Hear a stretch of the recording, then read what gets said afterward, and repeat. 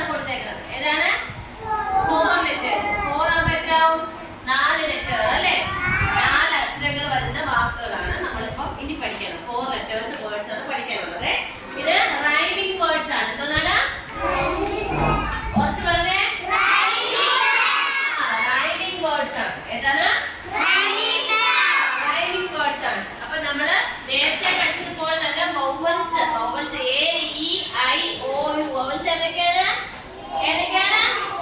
A E I O U vowels ഏതൊക്കെയാണ്? കുറച്ച് പറഞ്ഞേ.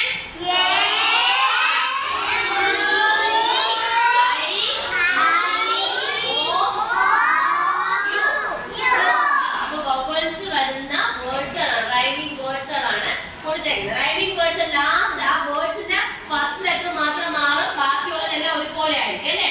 അപ്പൊ നമുക്ക് ഇവിടെ ആദ്യം കിടക്കുന്നത് എ എൻ ഡി വരുന്ന വേർഡ്സുകളാണ് നമ്മൾ പഠിക്കുന്നത്. അതിനകത്ത് ഫസ്റ്റ് ലെറ്റർ മാത്രമേ മാറുന്നുള്ളൂ.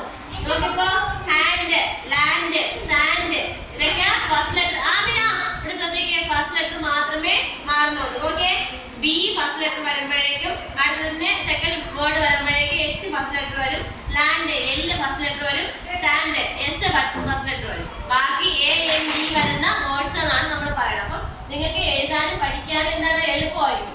ലാസ്റ്റിലത്തെ 3 ലെറ്റേഴ്സ് വേർഡ്സ് ലെറ്റേഴ്സ് എല്ലാം ഒരുപോലെ ആയിരിക്കും. എ എൻ ഡി ഏതാണ്? എൻ ഡി ഫസ്റ്റ് ലെറ്റർ മാത്രമേ മാറുന്നുള്ളൂ. നോക്ക്, ഹാൻഡ്, ലാൻഡ്, സാൻഡ് ഇതൊക്കെ ഫസ്റ്റ് ലെറ്റർ മാത്രമേ മാറുന്നുള്ളൂ. അത് നോക്ക്, ബാങ്ക്, ഫാങ്ക്, ഹാൻഡ്, റാങ്ക് ഇതൊക്കെ എന്താണ്? ഫസ്റ്റ് ലെറ്റർ മാത്രമേ മാറുന്നുള്ളൂ കേട്ടോ. അപ്പം നോക്കിയാൽ ഇവിടെ തൊട്ട് താഴെ ആയിട്ട് മാച്ച് ദ ഫോളോയിങ് കിടപ്പുണ്ട് ടെക്സ്റ്റ് ബുക്കിൽ കണ്ടോ? അപ്പൊ നോക്ക്, മാച്ച് ചെയ്തേ. അത് എങ്ങനെ മാച്ച് ചെയ്ത് നിങ്ങള് അത് നോക്കിയ ഒരു സൈഡിൽ കിടക്കുന്നത് ബാങ്ക്, അത് ചേർന്ന് വരുന്ന last letter A N D ചേർന്ന് വരുന്ന വേർഡ്സ് അപ്പുറത്തുണ്ടാകും നോക്കണം. അത് ഏതുണ്ട്? സാൻഡ് എ എൻ ഡി ചേർന്ന് വരുന്ന വേർഡ് കണ്ടാ നിങ്ങള് അപ്പൊ അതിലോട്ട് ചേർത്ത് വരയ്ക്കണം. മനസ്സിലായോ? അപ്പൊ നമുക്ക് ടെക്സ്റ്റ് ബുക്കിൽ വരച്ച് നോക്കാം. അത്